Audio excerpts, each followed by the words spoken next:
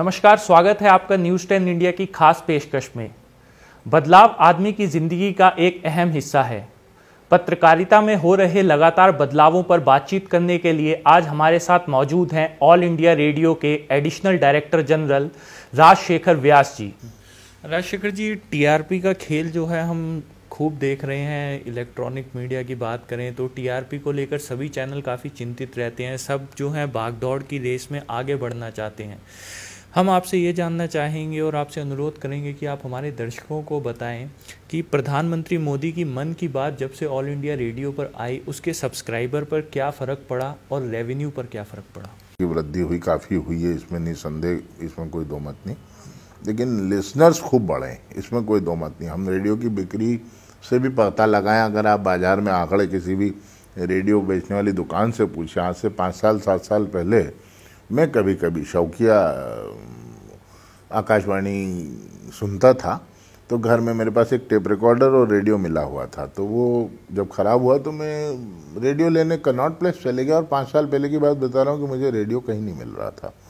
इतनी शॉप्स में अल्टीमेटली मुझे पालिका बाज़ार के अंडरग्राउंड मार्केट में जाके कोई इंटरनेशनल रेडियो सेट खरीदना पड़ा जिसमें वर्ल्ड के सारे स्टेशन लगते थे, पर बहुत साफ नहीं था। अब फिर से फिलिप्स ने बनाने शुरू कर दिए हैं।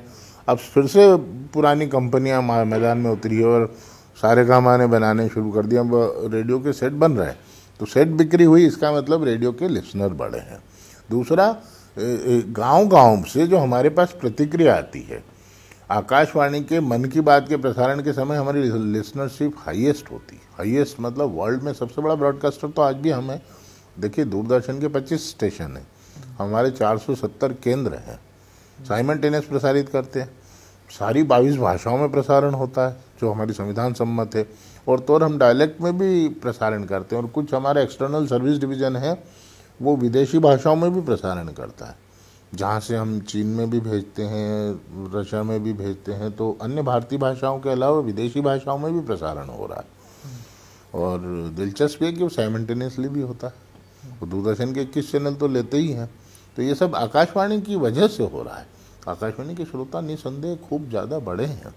इस समय हमारा रेवेन्यू भी बढ़ा है, 400 करोड़ के लगभग हमारा रेवेन्यू का लाभ हुआ है। क्योंकि हम बदलाव की बात कर रहे हैं यहाँ पर राजशेखर जी, तो एक चीज़ और आपसे जानना चाहेंगे कि और क्या कुछ आप बदलाव चाहते हैं ऑल इंडिया रेडियो में, मीडिया जगत में, इलेक्ट्रॉनिक मीडिया हो, किस तरह के बदलाव, किस तरह के सुझाव आप चाहते हैं जो अब होने चाहिए। नहीं, देखिए, एक तो बहुत सारे जैसे मॉडर्न टेक्नोलॉजी और इक्विपमेंट आप लोगों के यहाँ गए, उनका अभाव है हमारे यहाँ अभी भी। वो आ भी जाए तो अब हमारे यहाँ संस्थान के साथ क्या हो गया कि पिछले 30 सालों में नई नियुक्तियाँ नहीं हो पाई। ये एक दुर्घटना घटी इस संस्थान के साथ। जिस संस्थान को जवान खून नहीं मिले तो वो संस्थान की धमनियाँ रुकने लगती है। यहाँ लास्ट सिलेक्शन जैसे मेरे जैसा नौजवान 91 में आया था सीनियर अफसर होकर, पर उससे पहले मैं 80 to 91 काम करता था दूरदर्शन के लिए as a freelance producer, director, writer. अभी क्या है कि यूपीएससी से चयन बंद हो गया था, तो बहुत सारी नई नियुक्तियां 30 साल से हुई नहीं। फिर जो थे वो वहाँ प्रमोशन का अभाव हो गया, प्रमोशन नहीं हुआ तो फोर्स डिमोरलाइज हो गई। अब मैं जब ज्वाइन किया था तो हमारी स्ट्रेंथ पूरे कंट्री में 59,000 के आसपास थी। उनमें इंजीनियर भी थे, एडमिनिस्ट्रेशन भी था और प्रोग्राम भी था। तो वर्ल्ड का लार्जेस्ट नेटवर्क माना जाता था। आज भी है, अब 13,000 है, पर उनमें अधिकतर बहुतायत की संख्या हमारे इंजीनियर भाइयों की है। फिर प्रशासन की, प्रोग्रामर पूरी कंट्री में मुश्किल से 800,000 भी नहीं होंगे। और हार्डकोर प्रोग्रामर जो टेलीविज़न या रेडियो जानते हैं वो 400-500 होंगे मुश्किल से, जो देश चला रहे हैं। अब स्थिति इस हद तक आ गई अमित विडम्बना की कि हमारा एक स्टेशन पे एक आदमी एक स्टेशन चला रहा है, वही सब कुछ है। डिप्टी डायरेक्टर, एडमिन भी है, वो प्रशासन भी, डीडीओ का काम भी देख रहा है, ट्रांसमिशन भी देख रहा है, मार्केटिंग भी देख रहा है, और प्रसारण कर्मी भी, अनाउंसमेंट भी देख रहा है। तो अब एक क्योंकि इन्होंने प्रोग्रामर की लिस्ट में क्या हुआ, हमारे कैमरामैन, लाइटमैन, स्पॉट बॉय सबको प्रोग्रामर मान लिया। मेकअप मैन भी प्रोग्रामर तो है ही, is a part of the program. तो अब किसी तरह इंजीनियर्स हैं, उनसे काम चल रहा है, क्योंकि इंजीनियर भी पार्ट ऑफ द प्रोग्राम है। तो प्रोग्रामर्स बहुत लिमिटेड रह गए जो हार्डकोर टेलीविज़न और रेडियो प्रोग्राम बनाते थे। फिर नई ट्रेनिंग का अभाव है।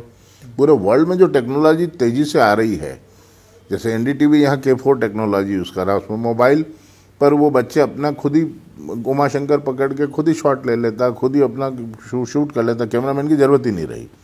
हालांकि कल किसी ने उसको टिप्पणी की कि आप कैमरामैनों की नौकरी खा गए, उसने बहुत सुंदर उत्तर दिया। उसने कहा कैमरामैन भी रिपोर्टर का काम पकड़ ले। ये क्या हो गया कि वन मैन आर्मी हो गए, वो एडिटर भी हैं, वीडियो एडिट भी कर लेते हैं बच्चे, स्क्रिप्ट भी खुद लिख लेते हैं। हमारे यहाँ इन कामों के लिए 5 आदमी रखे जाते थे पहले, साउंड रिकॉर्डिस्ट एक अलग आदमी है, और वीडियो कैमरा एडिटर अलग है, और कैमरामैन अलग है, और स्क्रिप्ट राइटर अलग है, और वॉइस ओवर के लिए एक चौथा आदमी है। अब ये बहुत बदलती टेक्नोलॉजी में एक आदमी में ही वर्सटाइल जीनियस होना चाहिए कि वो सब काम करे। मैं जब आया था तो मैं सब काम अकेला करता था, मैं राइटर भी हूँ, स्क्रिप्ट राइटर भी, प्रोड्यूसर भी, डायरेक्टर भी, कैमरा लाइट सब था। तो लोग कहते थे आप उन बाकी लोगों का काम खा रहे हैं, आप लोगों को काम नहीं दे रहे हैं। लेकिन अब वर्सटाइल होना पड़ेगा। तो नई पीढ़ी बहुत वर्सटाइल हो गया, ये मल्टी फैसेट, सिंगल काम से काम नहीं चलेगा। बहुत बहुत धन्यवाद राजशेखर जी न्यूज़ 10 इंडिया से बातचीत करने के लिए। तो ये थे ऑल इंडिया रेडियो के एडिशनल डायरेक्टर जनरल राजशेखर व्यास। और अधिक खबरों के लिए आप देखते रहिए न्यूज़ 10 इंडिया। सब्सक्राइब करें हमारे YouTube चैनल को और बेल आइकन को दबाएं ताकि हर वीडियो सबसे पहले देख पाएं। आप हमें Facebook और Twitter पर भी फॉलो कर सकते हैं। वीडियो देखने के लिए धन्यवाद।